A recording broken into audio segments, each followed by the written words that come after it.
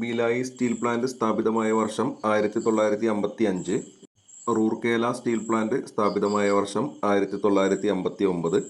ഇന്ത്യയിലെ പൊതുമേഖലയിലെ ആദ്യത്തെ integrated steel plant Rourkela.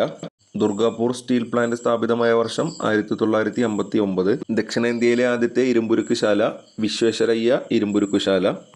Bokaro steel plant സ്ഥാപിതമായ വർഷം 1964. ഇന്ത്യയിൽ കടൽ തീരത്തിനടുത്തുള്ള ആദ്യ steel plant Visakhapatnam steel plant. Bhilai steel പ്ലാന്റിന് ആവശ്യമായ ഇരുമ്പയിര് ലഭ്യമാകുന്ന പ്രദേശം രാജ്ഹാര കുന്നുകൾ.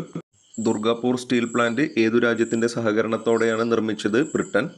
ധോൾവി സ്റ്റീൽ പ്ലാന്റ് ഏത് സംസ്ഥാനത്ത് സ്ഥിതി ചെയ്യുന്നു? മഹാരാഷ്ട്ര.